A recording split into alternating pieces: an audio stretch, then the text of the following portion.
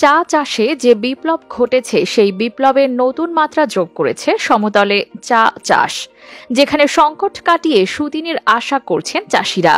তথ্যসূত্র বলছে, উত্তরাঞ্চলের ৫ জেলা পঞ্চগড়, ঠাকুরগাঁও, দিনাজপুর, নীলফামারী ও লালমনিরহাটে এ পর্যন্ত প্রায় ১২,১৩২.18 একর জমিতে চা চাষ হচ্ছে।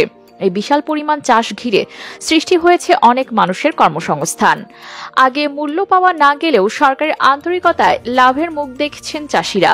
চালু হয়েছে অনলাইন ভিত্তিক নিলাম কেন্দ্র, নির্ধারণ করা হয়েছে চায়ের দাম। চা বোর্ড সূত্রে জানা যায়, ৫ জেলার সমতল ভূমিতে এই মৌসুমে ১,৪৭,৪৭,২৩০ কেজি চা উৎপাদিত হয়েছে, যা আগের মৌসুমের চেয়ে ১,৬৫,০০০ কেজি বেশি। সংশ্লিষ্টরা বলছেন, সমতলে চা চাষ ঘিরে মাননীয় প্রধানমন্ত্রী শেখ হাসিনার চোখে যে সম্ভাবনা ও স্বপ্নের জন্ম, আজ সেই স্বপ্ন দৃশ্যমান ও লাভজনক। এভাবেই ধীরে ধীরে বাড়বে চা চাষের পরিধি।